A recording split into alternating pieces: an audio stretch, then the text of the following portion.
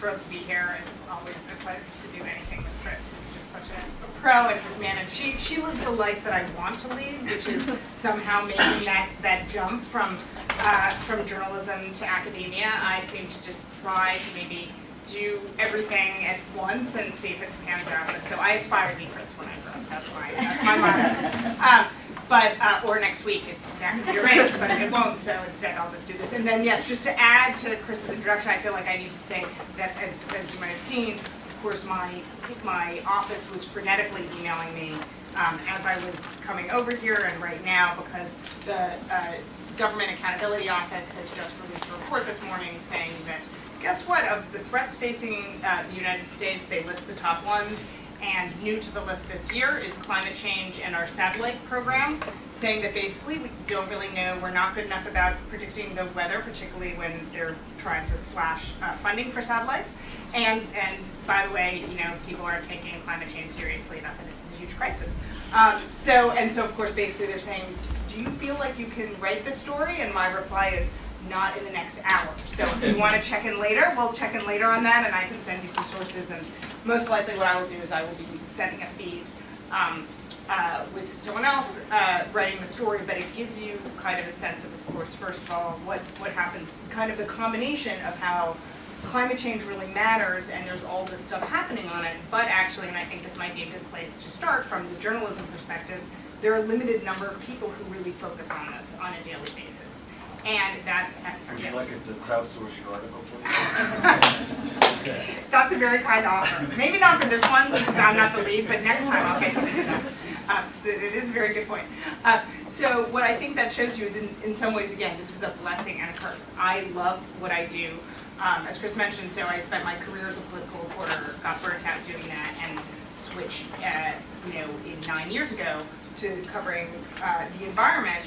And one thing that I love is that when I first did it, and I'm not exaggerating, basically people would come up to me at the water fountain and they would say, "Are you doing okay? Is everything all right?" Basically assuming that I had been demoted because I switched from covering Congress, which in Washington and in the Washington Post is huge, to covering the environment. And I'd say, I'm fine. I'm going off to a national park now. I'll see you later.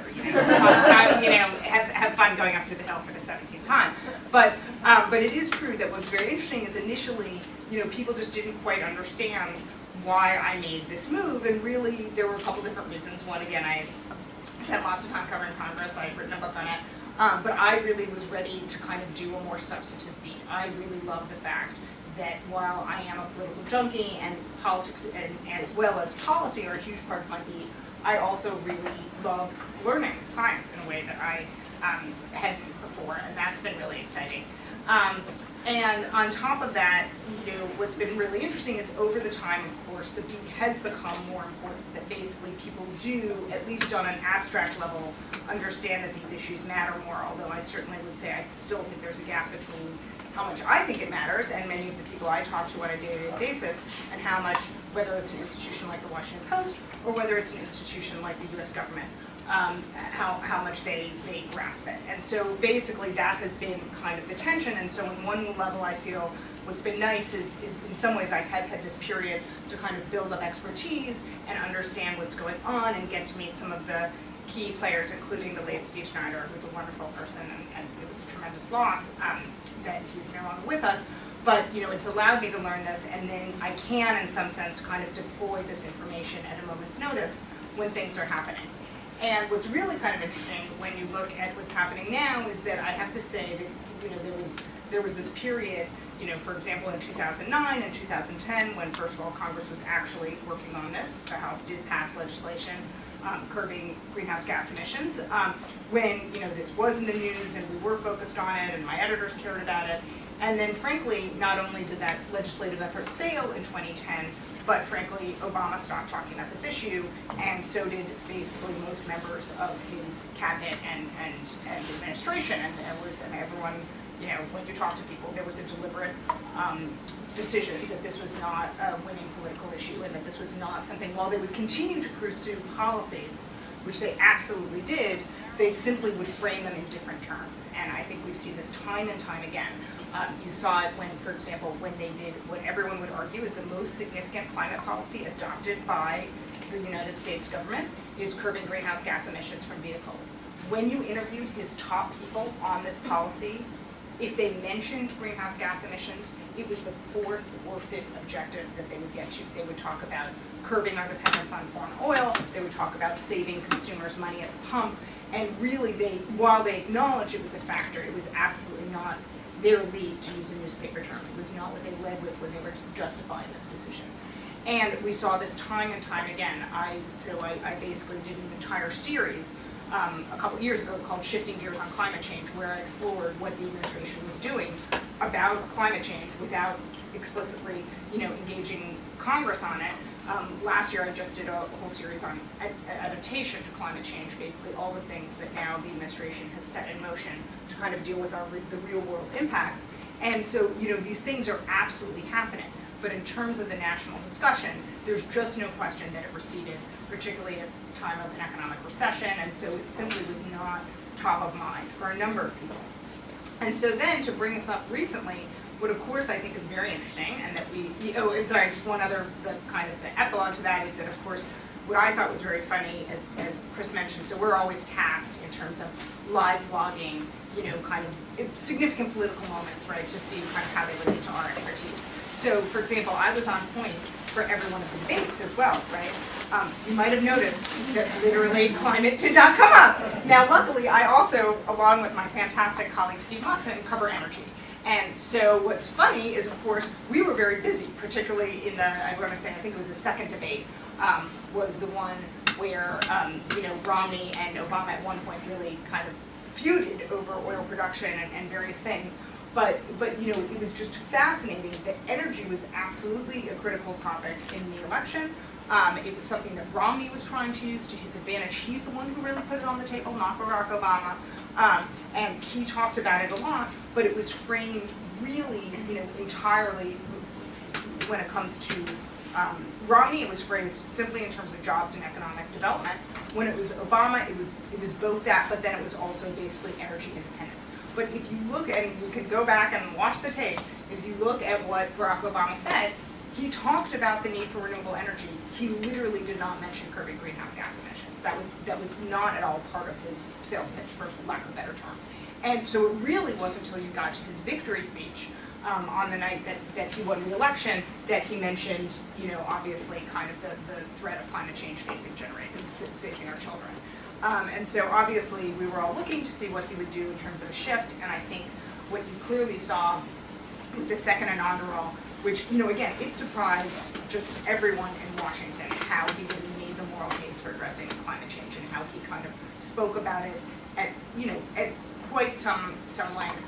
And I think that clearly it sends a strong signal, not just that he will engage with this on a policy level, but from my perspective as someone who I really look at personalities when I cover decision makers. I think that people sometimes overestimate. They're kind of conspiracy theorists who think that grand economic forces prompt people to do things, and of course there are special interests that influence politicians, and absolutely all of that comes into play.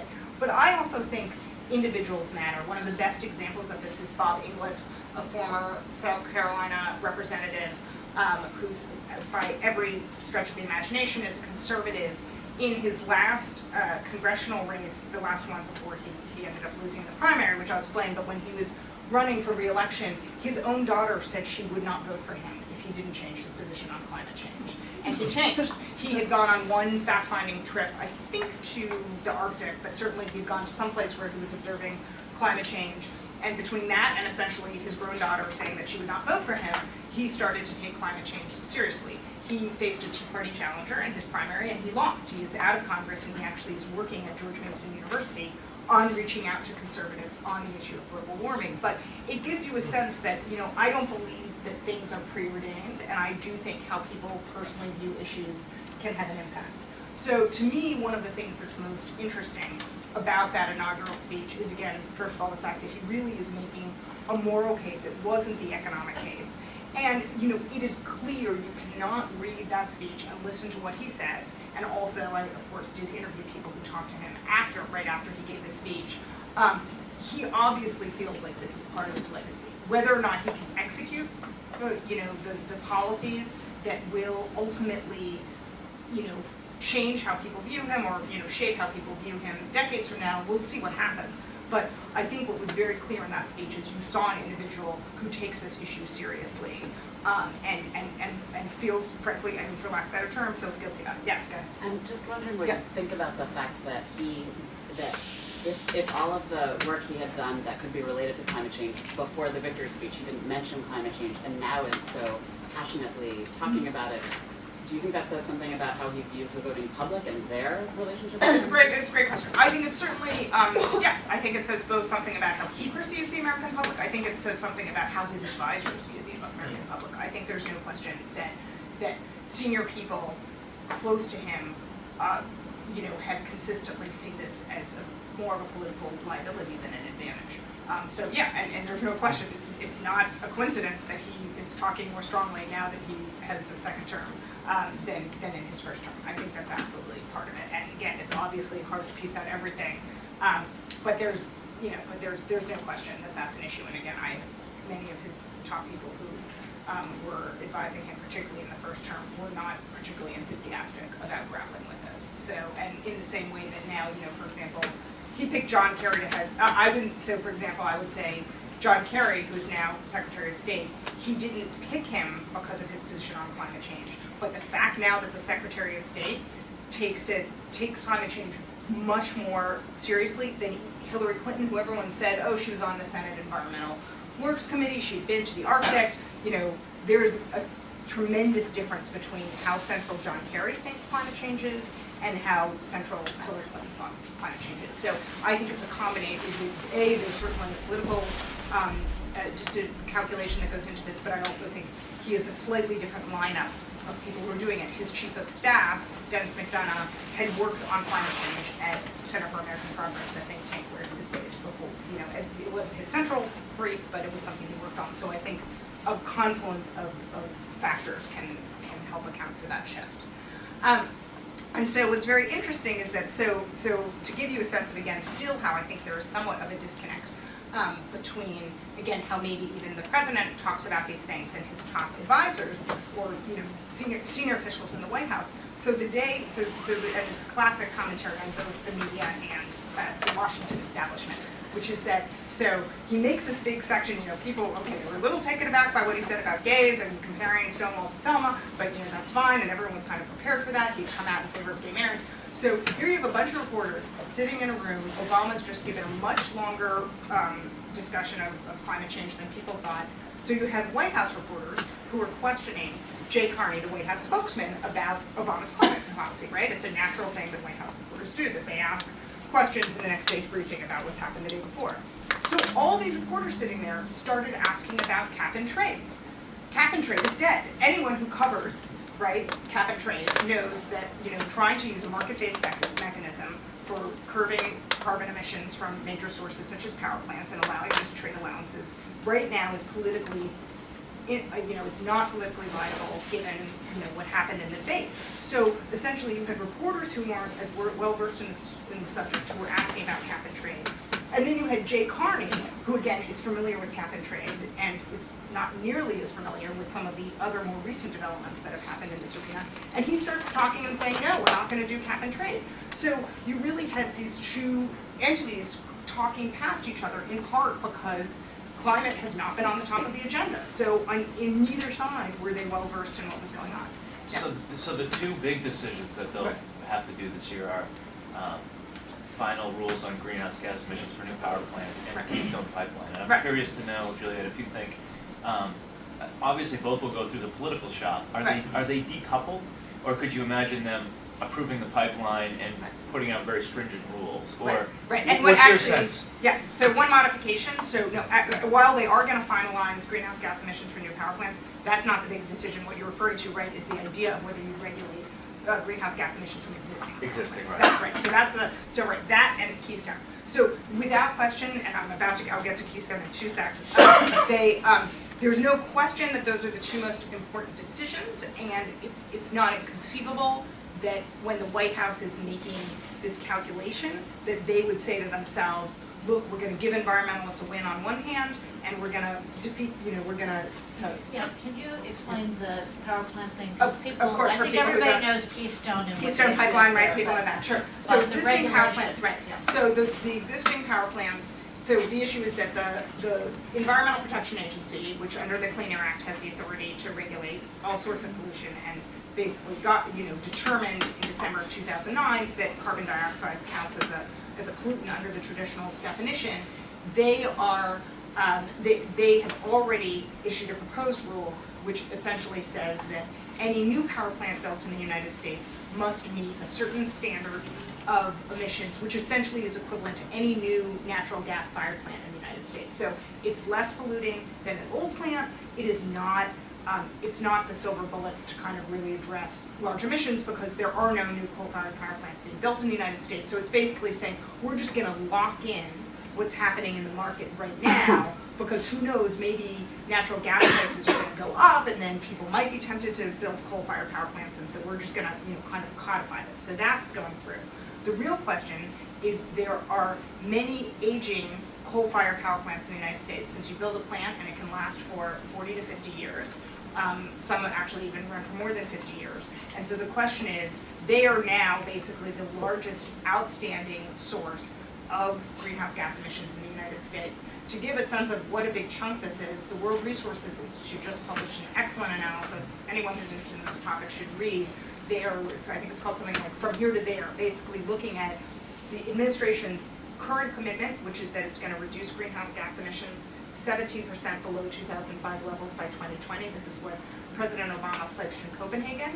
If you talk to the administration, you would think that they're going to meet this goal. If you look at what the WRI analysis says, they are falling short of this goal, and they will only meet it by doing a few things, including regulating existing power plants. Regulating existing power plants will make up roughly half the gap of where we, what it will take to meet this goal. So it's a huge source of emissions. It's very controversial for them to do this because, frankly, it's going to cause power plants to shut down. It's going to cost billions in new pollution controls, and so that's really, again, kind of the toughest question, political question facing President Obama and the next EPA administrator along with, again, the Keystone Pipeline. So those are the two things they're grappling with. Anyway, while, just to answer yours, and then I'll go to Keystone, while that's a huge, so I could see them in their, them saying that, here's how we split the difference on these two issues. There's no question that will not satisfy the environmental community. I mean, that's just, again, they can choose to alienate them, and we can also talk about the environmental community and their both financial and political support for Obama, but basically they would not be happy with that outcome. But it's not, it's certainly not inconceivable that that's what the administration is going to do. So then bringing it to Keystone, so you had, so you have the inaugural where he lays it out, and there was, so there was this exchange between the two. And so just to end that part, so what's very interesting is that at one point in this response that Jay Carney is giving, he said to, and I don't have the exact quote, I had it in my piece, but basically he said, there are certain things that are not goals and end in themselves, but they're a means to an end. So for example, deficit reduction, it's not, you do it because you're basically doing something larger, like helping the economy. And then he said, same thing with climate change. You're not addressing it as a problem in itself. You are actually doing it as a way to spur new industries, such as wind and alternative energy and renewable energy. Now, again, someone who had spent years in the trenches working on climate change probably would not have provided that answer. And in fact, I headed back and forth with the White House about this question. And essentially, their argument is, look, the question was kind of skewed, and therefore the answer wasn't entirely right. But I just think it gives you a sense of the different cultures of, again, all of these different groups, whether it's climate scientists, activists, reporters, it gives you a sense. So what's the calculus in the newsroom about who writes, if it's the White House reporter or the Congressional Reporter Review who writes the story? I mean, in something like that, basically what happens is that I write the story, that again, there's always consultation between me and our energy reporter, depending on what's said, but basically the White House people would to some extent flag it for me and say, look, I was here and this is what, what's happening and things like that. But basically, if it's on my issue area, generally, particularly if it's not a question of the president himself speaking, then I would do it. And so what happened is that, so obviously now we've been watching very carefully to see what's happening, and it is true that, again, when the president starts speaking about this, my editors think about it more, you know, it moves up the kind of hierarchy of subjects, and then you get to the combination of the State of the Union and the Keystone Protest. And so with the State of the Union, we were all very carefully watching to see what Obama did. There was a decision made initially, what we did for certain issues, we quoted some of the direct text and did an analysis as opposed for, you know, say of 300 words as opposed to just doing a 300-word analysis of what they said. And so interestingly, again, in the earlier drafts, we weren't going to do both the text and the analysis of climate. And then I had a discussion with one of the editors where I said, you know, I think he's going to talk about climate, you know, fairly prominently. I think we might want to quote from the text and do an analysis. So we decided to do that. Of course, I listened. Obviously what he said was not earth-shattering. There was some stuff that was interesting. What he said about energy efficiency was interesting, but it was not a, you know, he did not talk about the two most important questions. Did you consider it at all significant that he pointed specifically to McCain?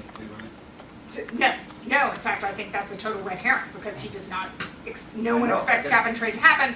That was literally, it's kind of one of those things of saying, you know, we'd love it if you could act, and here's how reasonable it would be for you to act. There was a bipartisan bill on this subject. Literally, there's no expectation. Neither of them is there to support it. Right, and right, no, neither of them is, yeah, exactly, is interested in supporting it. One who's not in office, and then McCain who's not interested. So yeah, no, so that was just kind of a setup to say I'm going to use my executive authority. And just, yeah.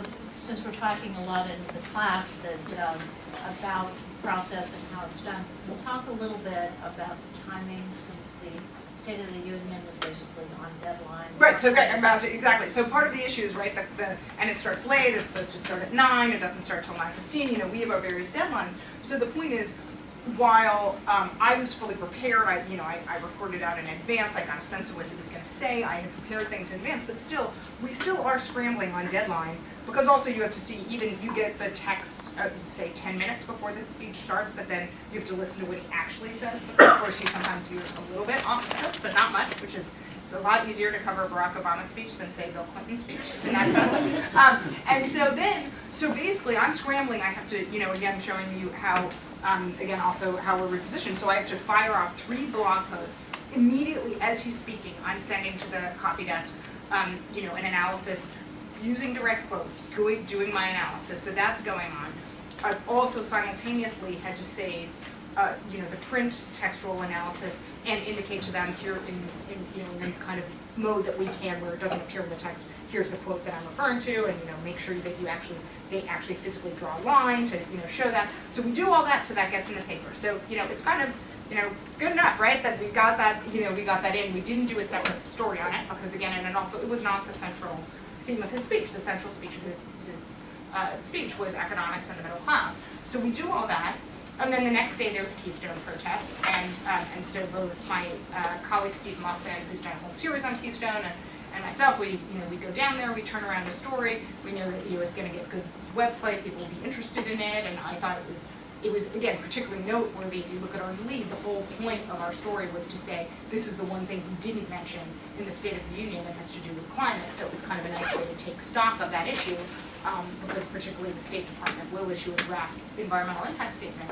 And at, what time was it? But sometime in the afternoon, late afternoon, I get a call from the White House complaining about the Keystone story and basically saying, how dare you write a full story about this Keystone protest where 48 people got arrested and President Obama wasn't even there because he's on the road because, you know, touting his State of the Union address. And yet you only did 3 blog posts and a textual analysis of the State of the Union.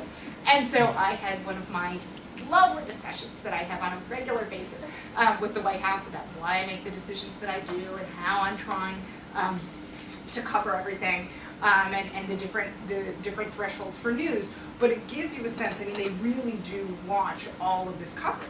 And I think, again, I'm sure it is very frustrating to people in the administration that Daryl Hannah, who, you know, again, I was a child watching Splash, and it was a fantastic movie. I'm all in favor of mermaids. Has not had a hit movie in, right? I mean, how many decades? She's too busy. She's too busy. She's getting arrested. So, you know, the fact is, it is true that it's amazing to me me that Daryl Hannah can continue to generate significant news play, and again, frankly, and this might be geeky, to me it's more significant that the Sierra Club, which has not endorsed civil disobedience in 120 years, voted that it was okay for their executive director to get arrested. That actually was, to me, newsworthy, and so that's part of why we were covering it. Part of that because also there's going to be a climate rally on Sunday, and I'm not a huge fan of covering rallies, and particularly when it's on one of my days off. So my feeling is also I cover the event during the work week,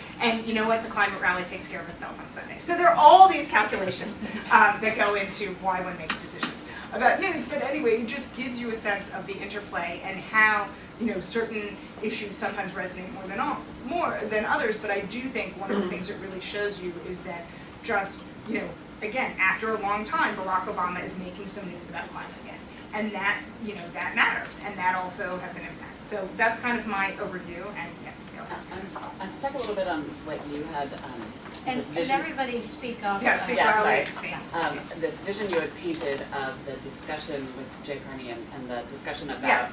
climate change and how everyone's stuck on cap and trade, including Right. the reporters. Right. And you know, as we know that newsrooms have been cutting science coverage and Yes. environment coverage, and your editors haven't been paying as much attention to climate change. So does it matter then? I mean, so what's your feeling about how much reporters who are going to be covering these topics do or don't understand as much as you do about what's going on? Oh, I mean, I think it has an impact, and again, I have a good relationship with the folks who do cover the White House, and part of it is after that was over, we had, you know, I made it clear that here's some of the nuances, and I should, and actually, in a way, you know, again, it's hard. Newsrooms are chaotic. If, you know, again, if I, with 20/20 hindsight, I would have said I should have basically touched base with our White House correspondent before that briefing took place to, you know, just kind of say, look, this is an issue that's going to come up, and here's the question that I want to ask, because I'm not going to be in that briefing room. But I think, you know, again, the more coverage that happens on it, the more everybody's aware of what's going on, and it makes it easier. But I think that does show you that they're really, and again, and I don't think it's a reflection at all on, say, for example, our particular reporter. It's the fact that there was nobody in that room who asked a question. One of the interesting examples I would give, and it shows you that this is consistent and goes back a long time, as Chris mentioned, so I covered the 2008 campaign. They asked me to travel. I've spent my career covering congressional Republicans, and so I was with John McCain and Sarah Palin. And basically, John McCain, particularly in the primary, did talk about climate change. And literally, we would have, when the issue came up on the campaign trail, not only was I doing my reporting, but I essentially was literally advising other reporters from other news organizations on this subject. And my favorite moment came, we were crammed on a plane, you know, you do these ridiculous stand-ups where, you know, McCain's standing there, we're all standing, and I was asking him a very specific question on, you know, emissions targets, because obviously there were a lot of similarities between what he and Obama were doing, but they had a different 2050 target. And I basically asked him a question, and literally he looked at me and he said, well, I mean, I would defer to you on this question. And I said, with all due respect, you're running for president. You know, I am not. I would really love to hear what you have to say about it. And so, you know, it was an acknowledgement that on that particular, now again, when we talked about Social Security, I'm not going to be the expert on that. And it's actually one of the reasons I think it's nice to have, you know, again, I kind of bridged the divide, and I actually think that what you really want in news organizations is people moving through different beats, so that they do develop some areas of expertise and then they move to something else, and that way it does actually sometimes inform what they're doing in other areas. When I covered Congress, I knew, you know, a decent amount on a number of subjects, but didn't really know things nearly as deeply as I do having focused, you know, on these issues. And I also, again, I know a lot more about energy than I did when I started this beat, because I am as much in energy as an environment reporter at this point. So. Could you talk a little bit, in the State of the Union, the implicit threat he was making starting Right. Congress? I really hope you'll help out on this, but if you don't, here's what I'm going to do. Exactly. So what he was saying, which is the assumption that everyone has, is that he's saying, I will use the executive authority under the Clean Air Act and a few other powers that he has in order to do something to curb carbon emissions. It's, you know, again, so if you're a utility executive sitting in the audience, you know exactly what he's saying. What he's saying is, it's up to you. If you could convince enough Republicans to cut some deal and you could come up with a more flexible way to curb carbon emissions through legislation, go to it. And I can tell you right now, there were, I got emails from utility executives that night saying, hey, maybe do you think there could be a way for a clean electricity standard? Is there some way that we could kind of work this out? But those are really the minority. Not only they're, it's not clear whether the industry as a whole is willing to do that, and it's certainly very unlikely that there are enough Republican members of Congress that are willing to do it. And so as a result, what we are going to see is, a move by the administration to tackle these issues, because otherwise they're simply not going to get done. Some questions? I have two widely different questions. Sure. So we do both. First one is, do you have any idea who's been nominated? Yes. And maybe you can share what you think his strategy is there. And the other is, it's my impression from this class and listening to Chris, that there's a pretty tight connection among those of you that are in this area of journalism in the U.S. And so my question is, does that extend internationally? Right. So how? Okay. So to take the first question, I'm willing, if anyone wants to, well, I guess there would be a conflict of interest. If anyone wants to take a bet with me, I'm happy to bet after class that Gina McCarthy will become a Massachusetts native, will become the next EPA administrator, and that it'll happen early next week. So she heads the Air and Radiation Office. So basically she was overseeing all of these rules on mercury, air toxics, greenhouse gas emissions for power plants, things like that. So I'm, 95% confident she will be the next administrator. There are a couple interesting things about that. So she's been very, on one level, along with Lisa Jackson, the outgoing EPA administrator, who actually today is her last day, so there'll be a little gap in between. So she's responsible for basically pushing through the rules that are putting coal plants out of business. So on one level, and so the liberals and the environmentalists are big supporters of her for that reason. The flip side is she actually works better with industry than, say, Lisa Jackson or some other folks in the Environmental Protection Agency, and that's why I think there's a little bit of a disconnect between, the way I would put it is, the people in industry who work the most closely with her like her and are comfortable with her heading the agency.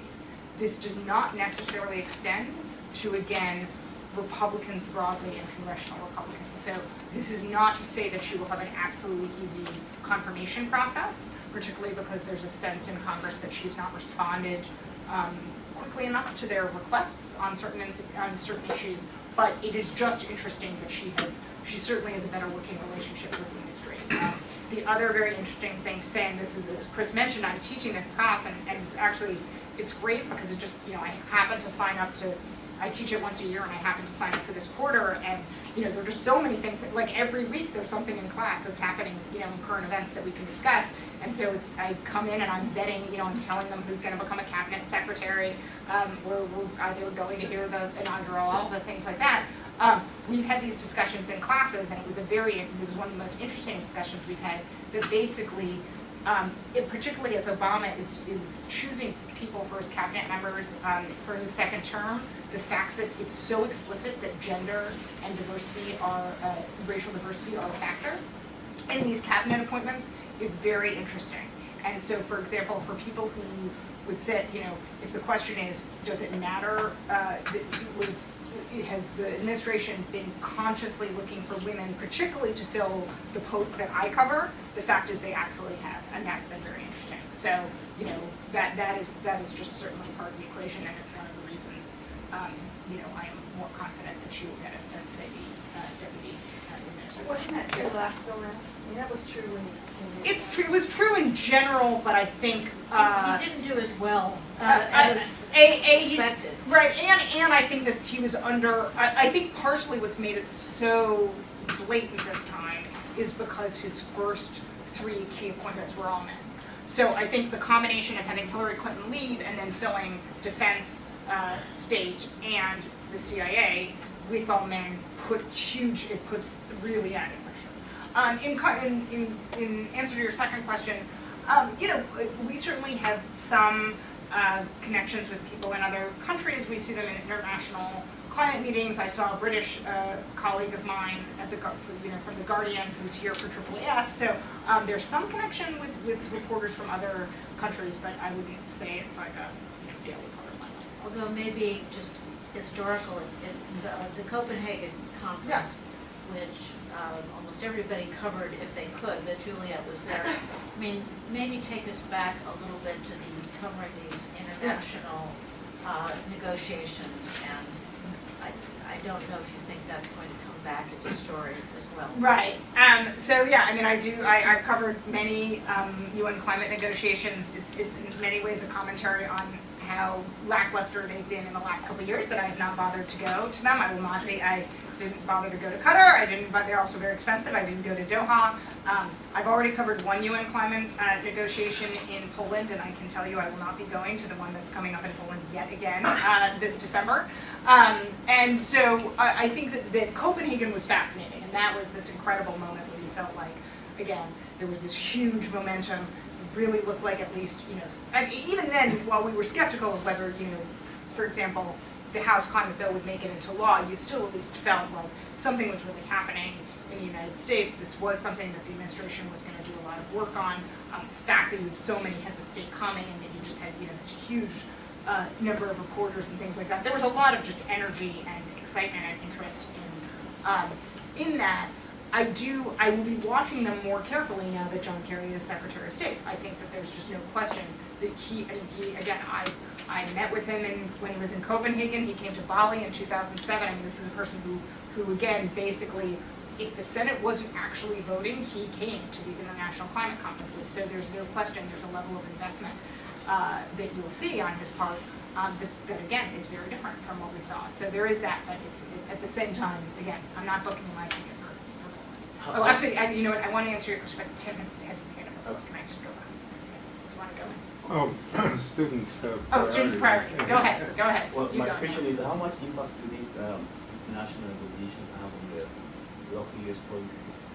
I think they have very little impact. I think they have very little impact on U.S. policies, with the possible exception of if particularly China and India, say for example in the context of the accord that they're trying to negotiate by the end of 2015, if there's a way to bring in major developing countries with really meaningful emissions targets, I think that's something that could impact U.S. domestic policy, because a constant refrain, both from, frankly, both critics of action on climate, but even those who are the most invested in it, is because everybody knows that the rising source of emissions is in the developing world.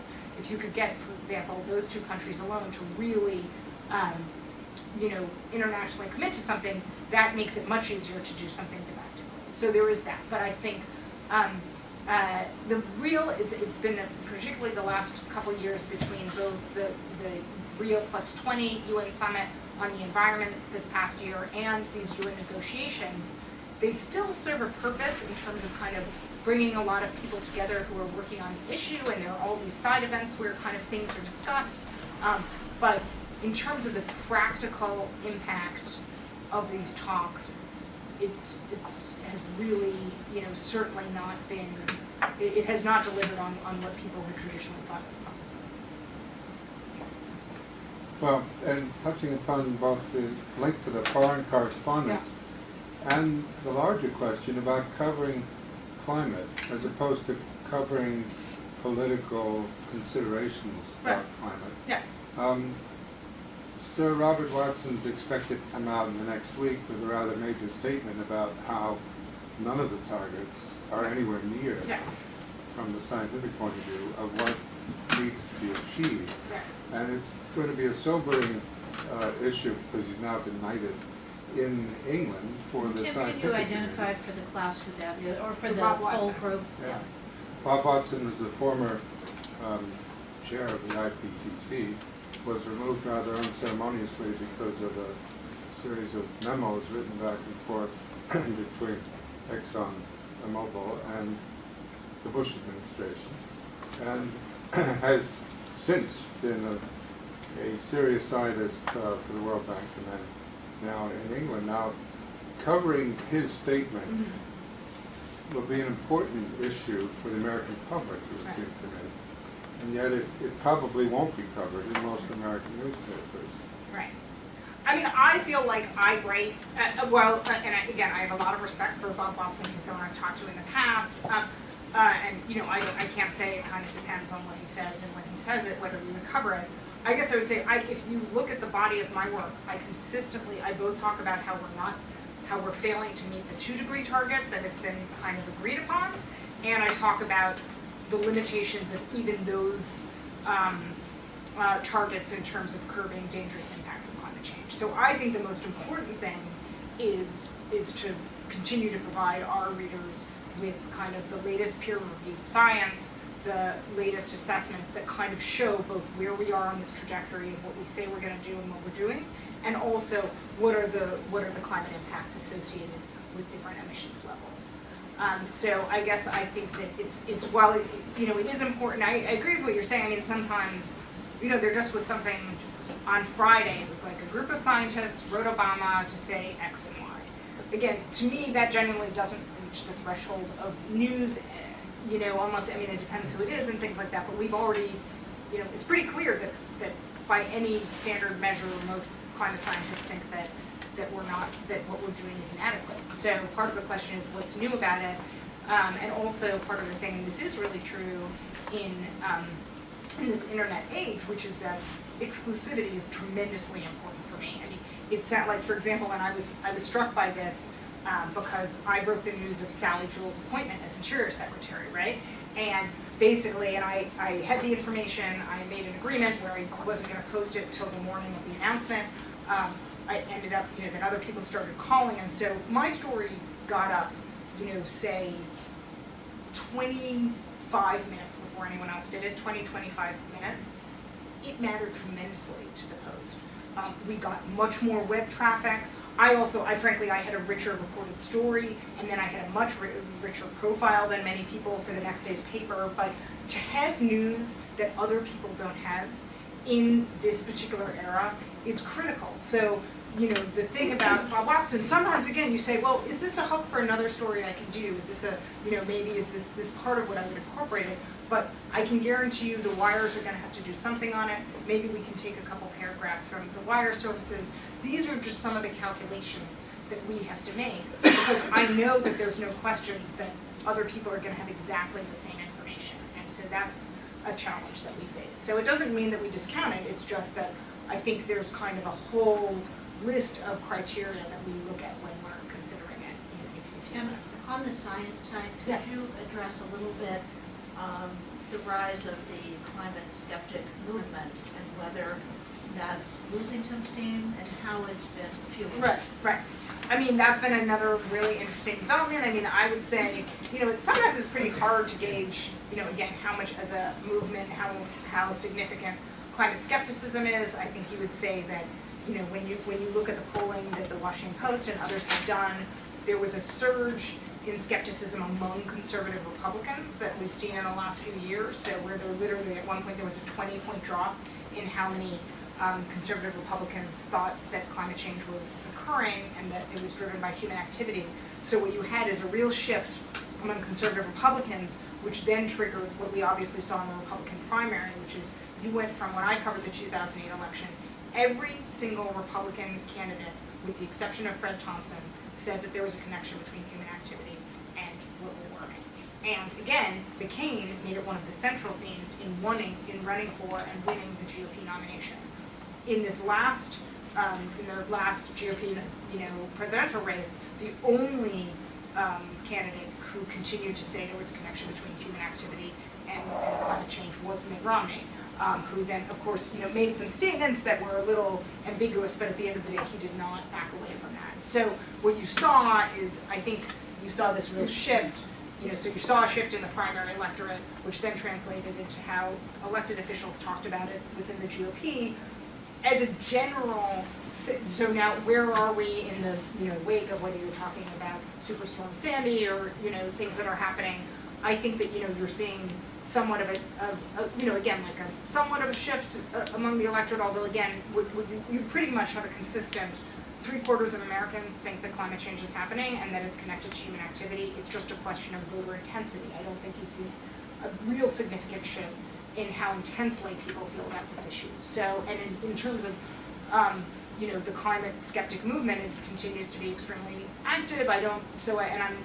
Sometimes it's a little hard to gauge how much it's actually affecting public policy. But, part of it is that we're in an unusual position, which is if the administration is using its executive authority to enact climate policies, they're just by definition in the second term not going to be as sensitive to, these changes in public opinion. So some student questions? Yes.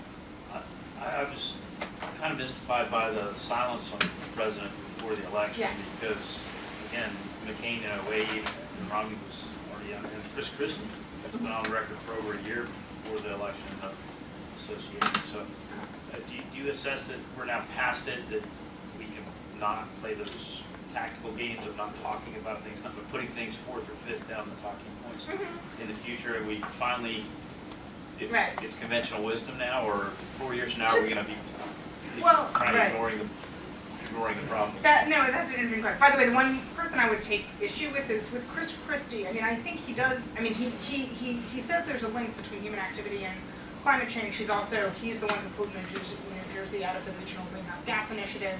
He's done several things to kind of question climate policy. He thought it was gimmicky or something. I'm just saying there's very little in his actual policy. There's very little to suggest that this is a central policy priority, even in the wake of Sandy. So so I just would make a distinction between him and some of these other people. In terms of, I think one of the interesting things, and I think this is part of frankly, what you're going to see Obama doing is he's talking about this more, and I think part of the expectation is that, and certainly it's what environmental groups have requested of the administration, is that if Obama uses the bully pulpit to talk about this more over the next 4 years, while it's uncertain what actual policies will stem from it, there's this, on their part, speaking again on the environmentalist part, they're hoping that he will shift public opinion decisively enough that it will make it much easier for whoever comes in a few years from now to do something about it. So again, if he kind of talks about it repeatedly, and there's certainly, you could argue that there certainly is a chance that he can shift things decisively enough that it simply, at least that would become the established conventional wisdom, and you're just not going to have it in whoever takes over 4 years from now. So whether that happens is a little unclear, but that's part of what's going on, I would say. No, okay. You can go. Go ahead. So I guess earlier you were talking about how the arrest yesterday made a big splash, but rallies aren't ever exciting, to be honest. Right. But I guess what is interesting to newsrooms about the grassroots movement? Is it always civil disobedience, divestment, or? Yeah, no, I think there are a few different things, right? I imagine, at Harvard, there's probably there's something like 222 campuses that right now are. It's 252. There we go. That are having, and three have divested. I think almost maybe all in New England, certainly at least two of them. Actually, I think that is interesting, and in fact, at some point we've got to get our act together. Maybe I should interview you, and that's going to be my hook for my divestment story. So if you want to talk after class, we could try to work that out. So I do think the divestment angle is interesting. I know Bill McKibben very well. I'll tell a bit of McKibben story because it's a good one, which is that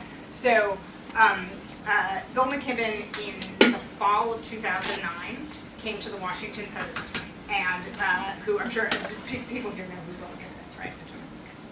So he came to the Post, and I sat with him and Steve Muffson, our energy reporter, and Bill McKibben said, we don't think that Obama's taking this seriously enough.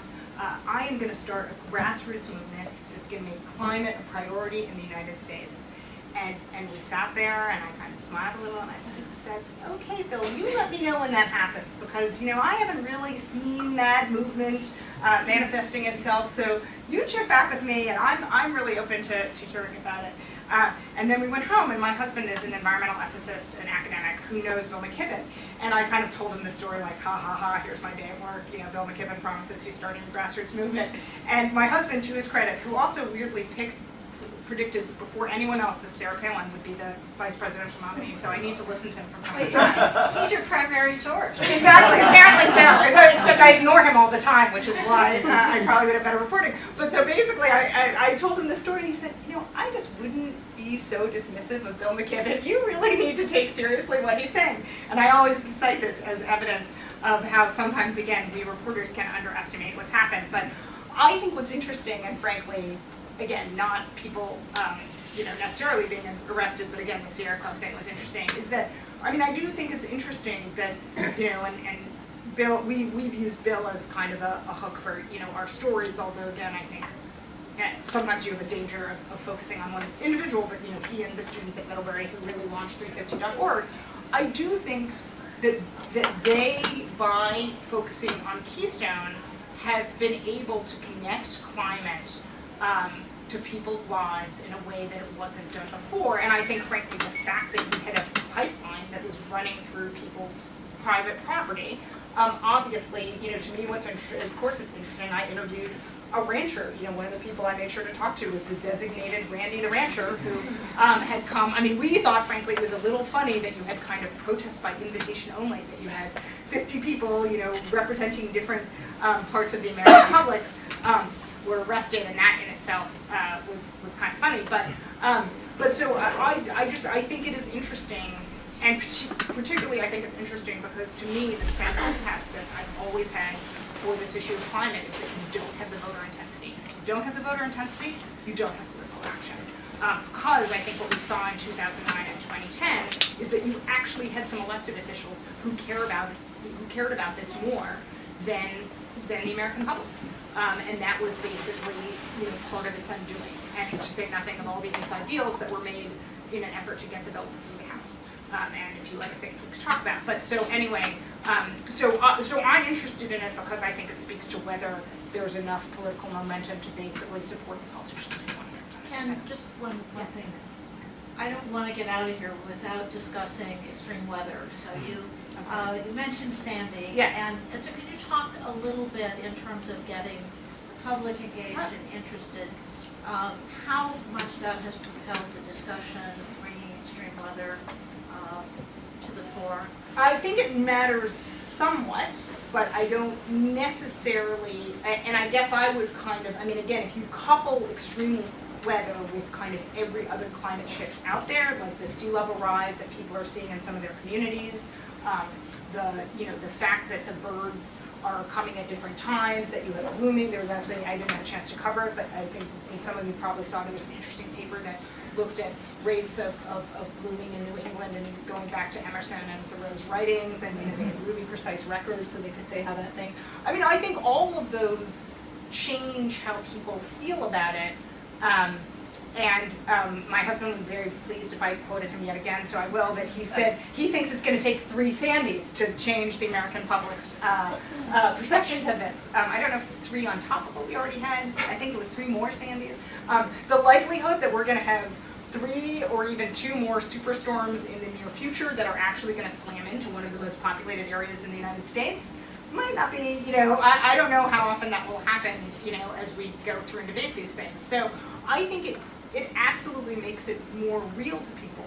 And the fact, when people lose their homes or lose power, I think all of those things, again, do make them take the issue more seriously and see some of the costs that are associated with inaction. But it remains unclear to me how much it actually galvanizes. And how do you describe it when you're writing that article in terms of the science and the... Right, I always say, I'm very careful about it, I always say these kinds of events, I basically try to clarify what we know is absolutely accurate, which is that you're going to have warmer temperatures, that you're going to have shifts in both the timing and intensity of precipitation. But for example, when it comes to hurricanes slash cyclones, we do not have the definitive, we do not have the definitive, information to say that you can make that connection between that and climate change. That you can talk about there definitely is sea level rise, and the impact of these storms matters more because you have sea level rise. I basically, I try to be very careful and stick to the science. Again, when you have things like droughts, and when you have the record 2012 temperature that we had, that I put it in the context that, the 10 hottest years on record have been since 1998, that, that you're gonna see more of these incidents, but I try to ignore it. Thanks. I was just curious if you had noticed any shift in Marco Rubio on global warming. No, none at all. Nothing. No. So, yeah, absolutely not. So I have not actually at some point, and I could check. A friend of mine wrote a biography of him, and it might be worth seeing, what he thinks of that. But I've seen he seems to be very firmly in the camp, which obviously would be very interesting, given that he, certainly will be one of the top contenders for. I was going back to something else, I'm sorry. Okay, please skip it. Yeah, in the back. When you are saying there might need 3 more storms to make the U.S. public to realize this serious things about the hurricane, so I'm just wondering, does it imply that U.S. media and U.S. public is very easier to forget the hurricane? So one, please attribute that to Andrew Light, L-I-G-H-T, Professor at George Mason, since that's his prediction, not mine. Two, I think we are, how would I put it? I guess the question is, so does the American public have a shorter memory than the Chinese public? How much did the unbelievably bad air days in Beijing, last month, how much is that going to shift Chinese climate policy? It has some impact. Again, they care about kind of air pollution and what's happening there, but do I think that that's going to prompt either a sea change in China's official policy, or more broadly speaking, do I think it's absolutely going to transform how the Chinese public views the whole issue of climate change, or even air pollution for that matter? I think by nature, human beings have a pretty, often kind of have a pretty short memory and don't always connect individual events to kind of broader change. So I guess I would say, to put it in, again, whether it's Europe, whether it's anything, there's certain times, again, this is a slightly different question, but there's no question that, for example, the disaster with Fukushima convinced Germany to phase out nuclear power altogether. Now, by the way, why did it do that? Because they had suffered from nuclear contamination because of Chernobyl. So it actually was these 2 disasters, which were spread out by many decades, that ultimately translated into a public policy shift in a different country, partially because of the grassroots movement that had been going on for some time. So sometimes it can take 1 or 2 months, but often I think it's a longer shift. So we are going to have to jump out of here right at 1 o'clock. I want to thank both the Environment and Natural Resources Program. Henry, do you want a last question? No, I'm sorry. Thank you very much. Yeah, thank you.